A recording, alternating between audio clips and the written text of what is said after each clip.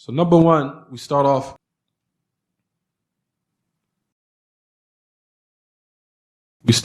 by saying and directing this wasiyah, or this advice to our sisters.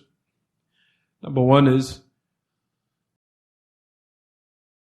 that majority of our sisters, when they enter the fold of Islam, especially when they are people who have recently become Muslim, a lot of women do not realize why they are covering, or why they are leaving off certain matters, and why they are performing certain acts and duties, and who they doing it for. Number one is that we all were created for the worship of Allah Tabaraka wa Ta'ala. We know that. As Allah Tabaraka wa Ta'ala says in His book, مَا خَلَقْتُ الْجِنَّ وَالْإِنسِ إِلَّا لِيَعْبُدُونَ مَا أُرِيدُ مِنْهُمْ الرِّزْقِ وَمَا أُرِيدُ أَن يُطْعِمُونَ إِنَّ اللَّهَ هُوَ الرَّزَّاقُ ذُو الْقُوَّةِ الْمَتِينُ. Allah Tabaraka wa Ta'ala says in His book, He says, as we all know, I'm not created jinn and ins except to worship me. So that's the basis and the foundation of why everyone was created. Likewise, those who have been created from Adam, meaning from the rib of Adam, is likewise Hawa, who is a female.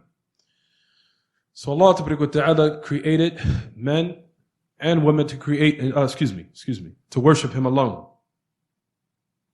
That's number one. So to get straight to the point, because we want to take a lot of time in this, because we want to get directly into the book, so when a woman becomes a Muslim, she has to rectify herself and have her goals and have her mind straight before she can make and aid anyone else. There's a lot of women these days, a lot of our sisters these days rely on finding comfort in a man in order to rectify herself. And that's incorrect. She needs to rectify herself before she can rectify and help and aid someone else.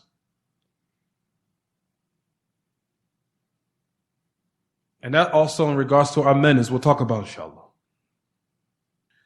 Her mind has to be straight somewhat. And as we'll talk about, women by their natural disposition are not straight.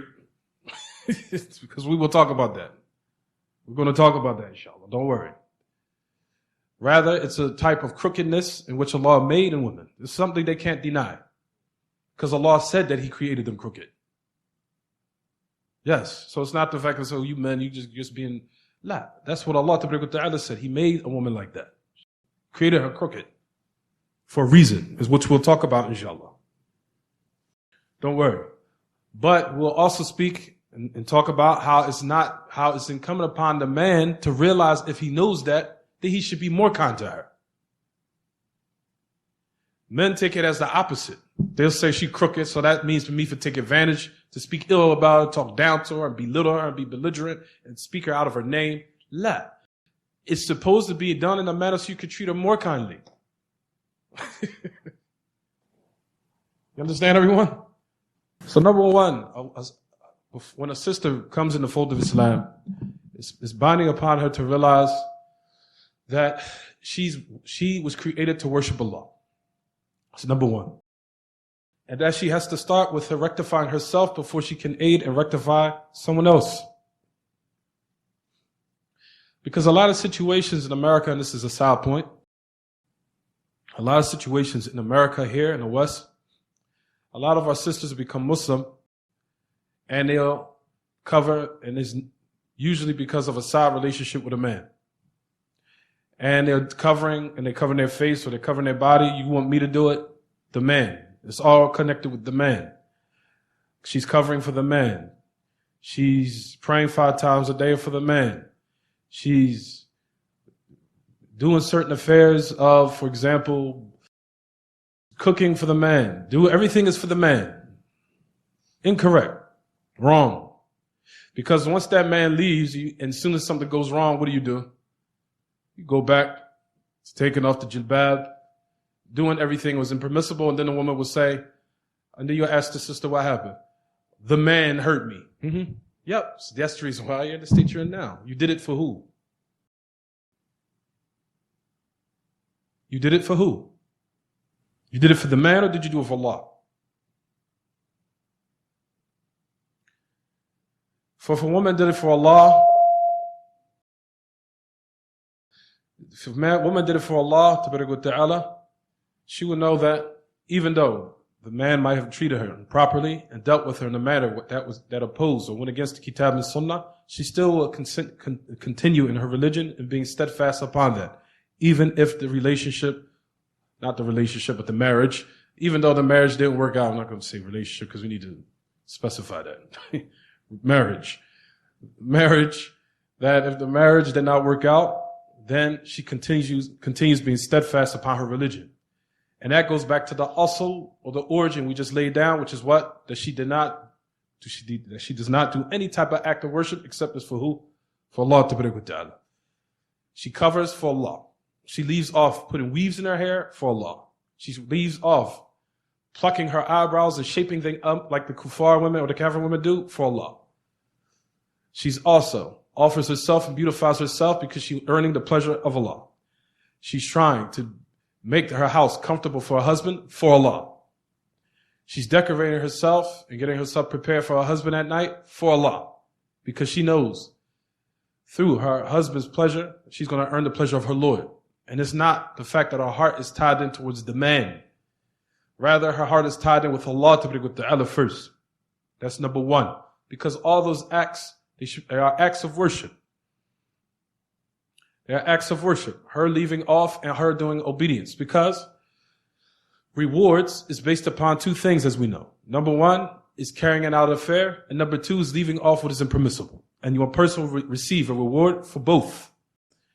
What is to carry out those commands and those duties that Allah has obliged upon everyone to perform. And likewise, leaving off affairs in which Allah has made unlawful. If a person does it for his pleasure and seeking out his face, then he receives that reward. So all those acts that a woman does, her covering, is for Allah. Her leaving off perfume and going outside and people can smell that scent from her. All that she's doing and leaving off those affairs for Allah. Not putting weaves in her hair, she's doing it for Allah. She's covering for Allah. She's doing all these things for Allah Ta'ala, not for a man. And that's the number one thing we want to lay down before we start talking about these issues, because they keep constantly coming up, or they keep constantly happening on so many occasions. You find the women, the reason why they left off being steadfast in their religion, because they always say, the man hurt me. A man hurt me. A man hurt me. That's the reason why I'm like this. A man hurt me. This is the reason why I'm doing this.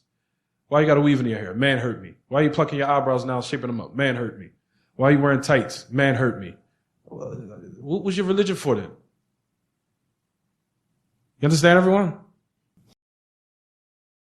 So number one is we lay down the aqidah, lay down the belief in the correct creed, which is what everyone, a woman, that she does all her affairs for Allah and rectifying herself first, because the aqidah and the pure aqidah in which the companions were upon, who are the salaf, that is what's going to help rectify your mind. Because you'll find that the Prophet ﷺ have focused on this affair, purifying the ubudiyyah and the worship of Allah for 13 years in Mecca. Why? Because the Prophet ﷺ was trying to get the people's mind straight and building their ma'rifah of Allah, building their knowledge of Allah first, which is the most important. Because if you establish that and deep root it in the people, then what comes after it is going to be what? It's going to be easy, and the people are going to practice it because they know they're doing it for Allah. So once a person lays down his foundation of his ma'rifah, of his knowledge of Allah, Ta'ala, and having good dealings with his Lord, then she's going to have good dealings with the people.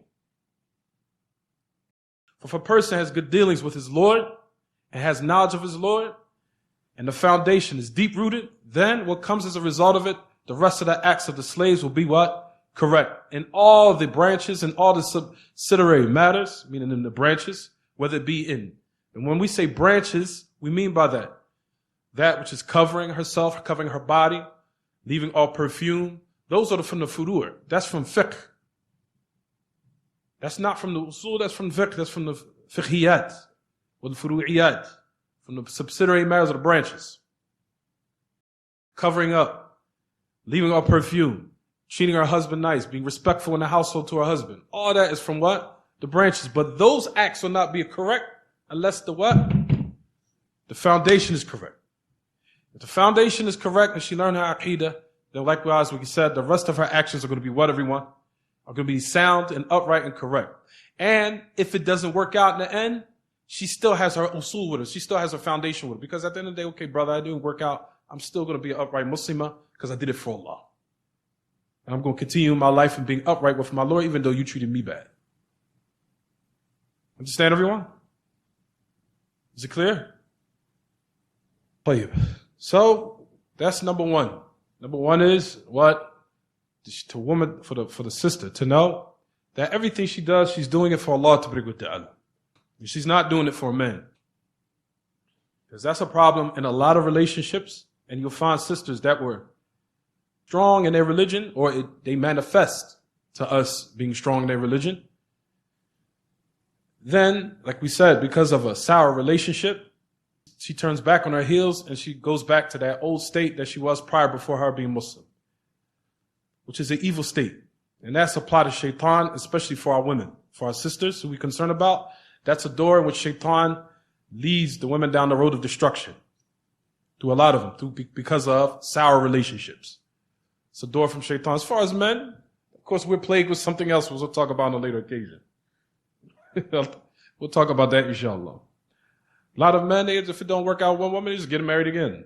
A lot of us, our fitna is not in there. But for the fitna and the trials for our sisters, it is that, of man. So number one, is her worship is for Allah subhanahu wa ta'ala. And a woman tries to rectify herself before she can aid and rectify someone else. If she works on herself and have her mind straight and trying to educate herself and knowing her rights as likewise the rights of her husband before she gets married. Number one, she purifies her worship for Allah. Number one.